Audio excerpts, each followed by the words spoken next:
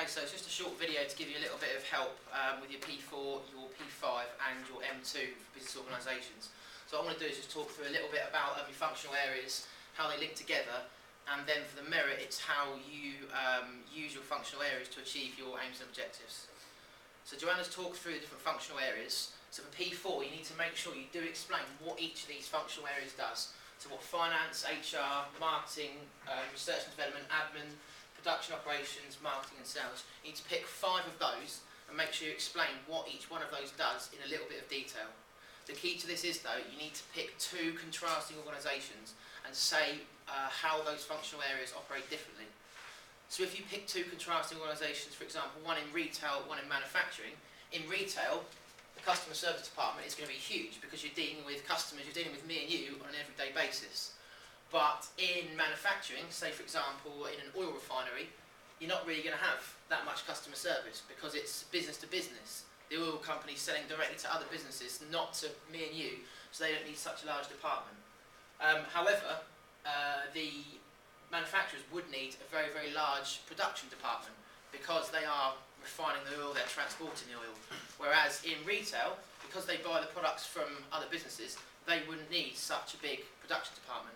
So what you're doing is you're explaining each one of the functional areas, but you're then saying why they're different, or different sizes maybe, or different responsibilities in those 2 different sectors. So that's P4. P5, you're going through the links between the functional areas. As you've been told, each functional area can't exist on its own. If one functional area was taken out, then the business would cease to exist. So if a business didn't have, for example, a finance department, if they didn't return their taxes, if they didn't keep track of their profit and loss, then they would fail. If they didn't have a marketing department, then no one would know about the product, so they'd fail. So for P5, what you're doing is you're talking about the links between the businesses. So marketing would need to speak to production to find out about the product they're selling. Then they could produce their marketing communications based on that product. Human resources, well, they'd be finding out what staffing requirements are for each department. So they need to communicate. Finance will be giving the budget to each one of these functional areas. So if they don't communicate, the business doesn't exist. That's your P5. I would recommend creating some sort of flow diagram and then explain maybe the links. You can even annotate some arrows and then underneath the flow diagram explain that annotation. That may be a way of doing it. For the merit, you are building on P4 and P5 and thinking back to what you wrote for P2 and P3.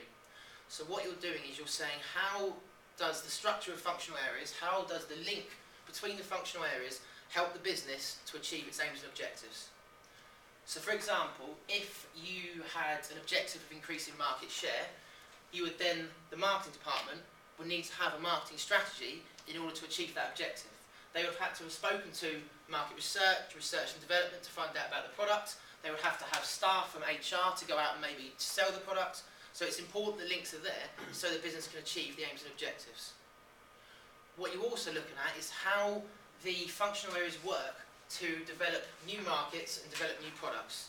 So in terms of developing new products, how can R&D research a new process if they haven't found out from customer services what people liked or didn't like? How can they design a new product or service if they haven't spoke to finance and found out how much budget they have for the process? So what you're doing is you're linking all the functional areas together and explaining how do they work together to achieve what a business needs to achieve.